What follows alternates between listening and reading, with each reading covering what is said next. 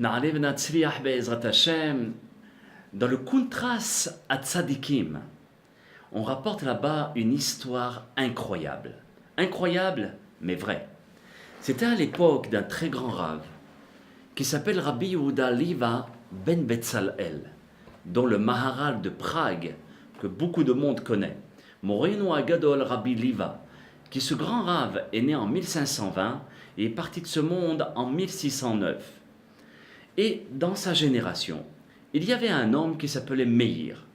Ce Meir était un homme très riche et aussi très pieux. Et il avait affaire à beaucoup de commerçants. Et un jour, il y a eu des commerçants qui ont commencé à venir. Et ils ont acheté une très grosse commande chez Meir. Et un des commerçants qui était aussi très riche et très intelligent a commencé à s'attacher avec Meir. Et Meir n'avait qu'un seul fils. Et ce fils-là, c'était un garçon brillant. Déjà à l'âge de 11 ans, il connaissait tout le Talmud, ce que je souhaite pour tous les enfants du Ham Israël, Bezat Hashem dans la Yirat Shamayim. Et ce garçon était perspicace, il était intelligent, brillant. Et tout le monde aimait étudier avec lui, jusqu'à même un tel point qu'il étudiait même avec le Maharal de Prague, comme deux rabbanim, vous voyez.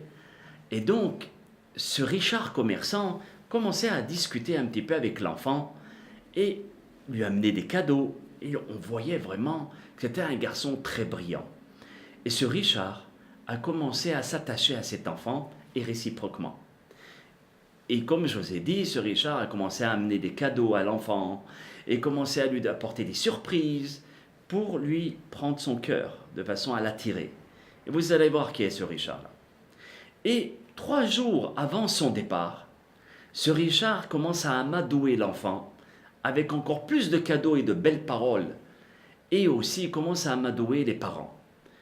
Pourquoi? De façon à essayer de convaincre les parents d'amener l'enfant avec lui parce qu'il a une fille unique et qui voudrait éventuellement présenter ce garçon à sa fille unique.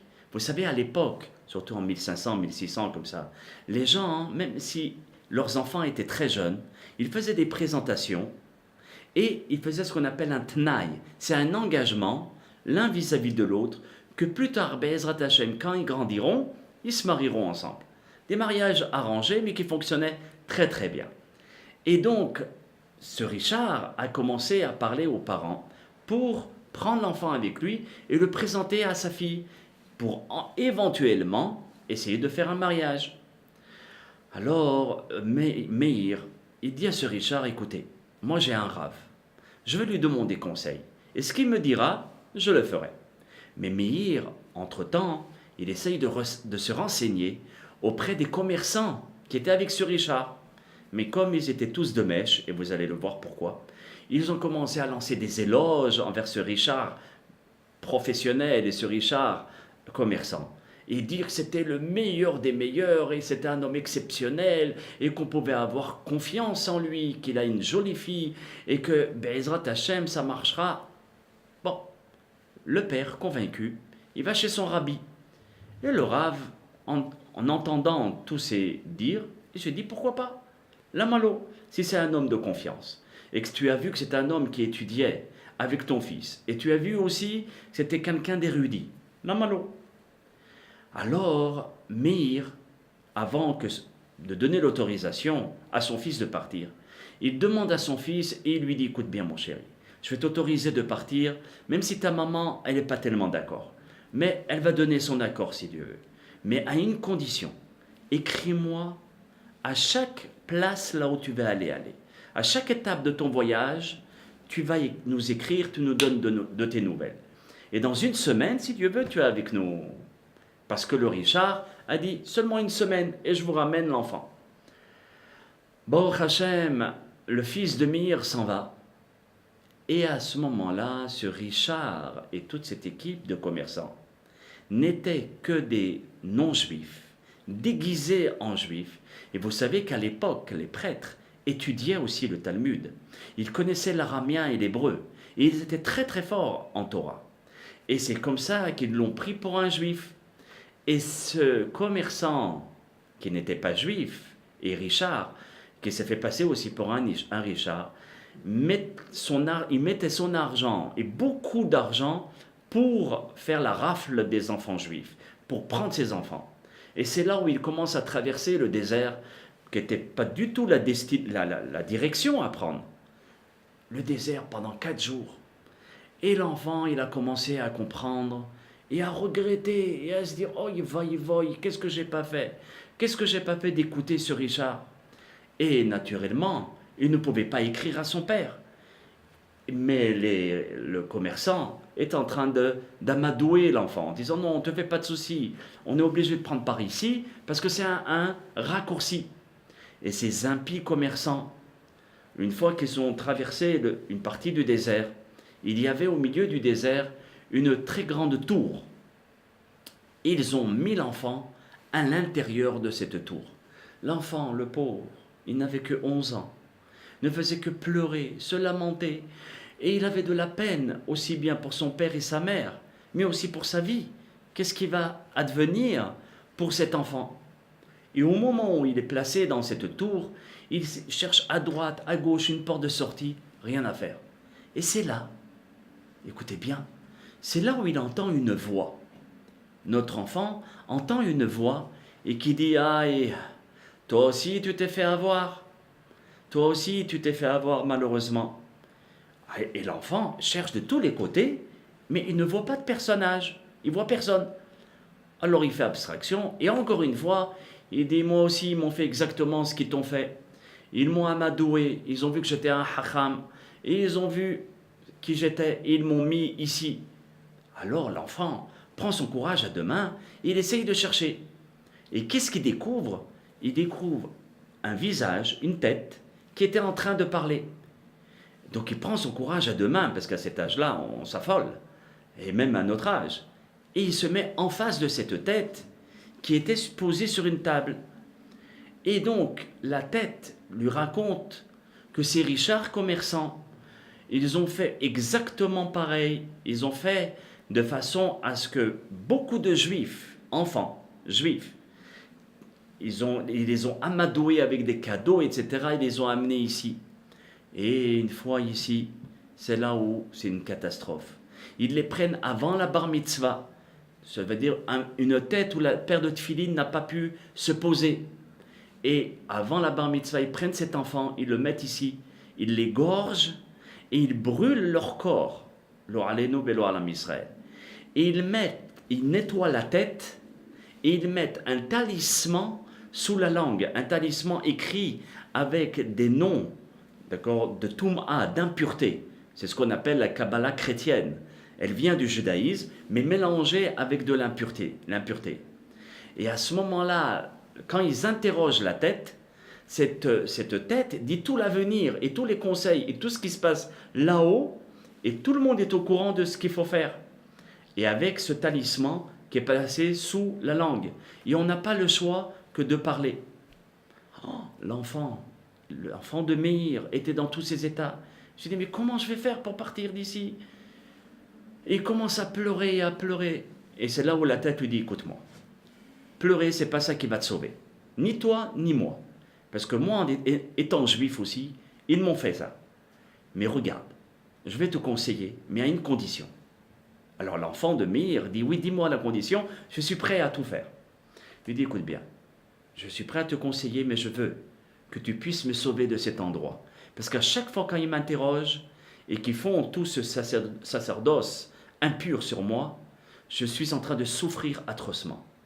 Donc, je te demande de me prendre avec toi et de demander au rave de ta ville de m'enterrer dans un cimetière juif et de me faire un tikkun, une réparation de mon âme. L'enfant de Meir dit, mais pas de problème, je m'engage sur le Dieu d'Israël. Très bien.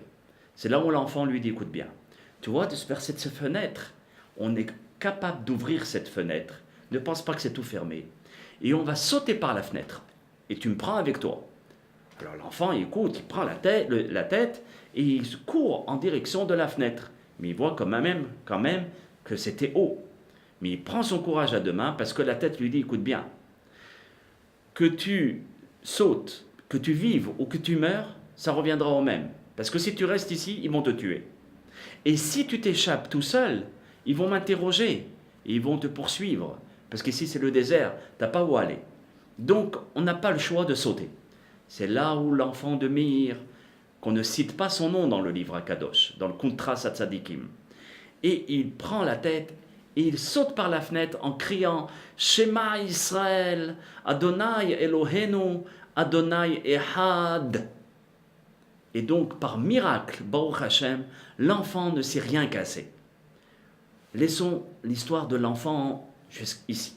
Revenons du côté des parents, qui maintenant ont vu que la semaine était passée et que l'enfant n'était pas retourné. C'est là où les soucis ont commencé à grandir. Et ils ont été voir le Maharal de Prague, le grand Rav. Et le grand Rav, à ce moment-là, a décrété un jeûne pour lui, pour le père et pour la mère. Mais avec des prières et des prières, quand il voyait que le fils de Meir ne revenait pas, le Maharal de Prague, Zecher Utzadik Kadosh Lebracha, qui était un roi HaKodesh, avait la prophétie.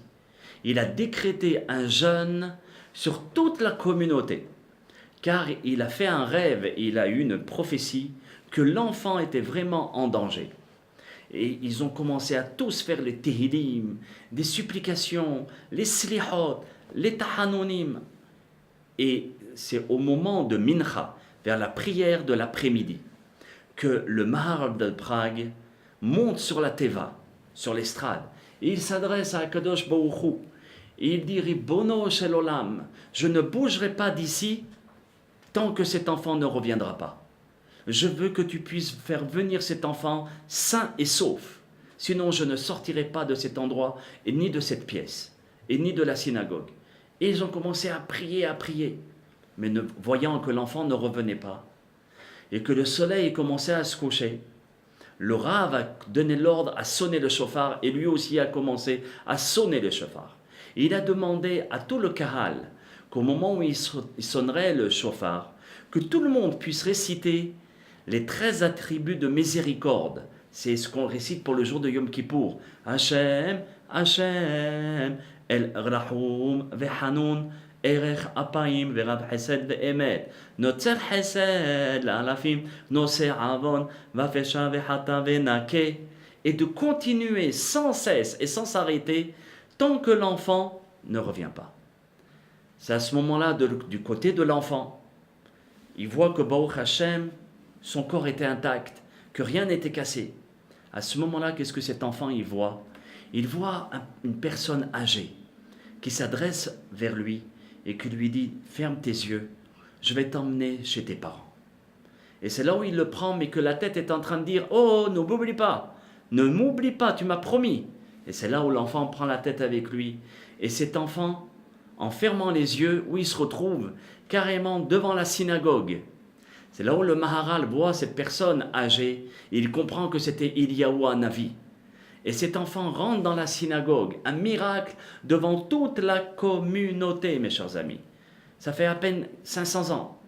Et donc, à ce moment-là, toute la communauté a remercié par le Hallel, par les glorifications du Hallel à Kadosh Baruch Hu, pour avoir fait retourner cet enfant sain et sauf et par miracle. Qu'Hashem Yitbarach Bezat Hashem puisse nous faire des miracles et faire le grand miracle de la venue de Mashiach à très très bientôt Bezat Hashem. Je vous revois pour une autre histoire aussi incroyable. Kol Tov, Shalom Shalom.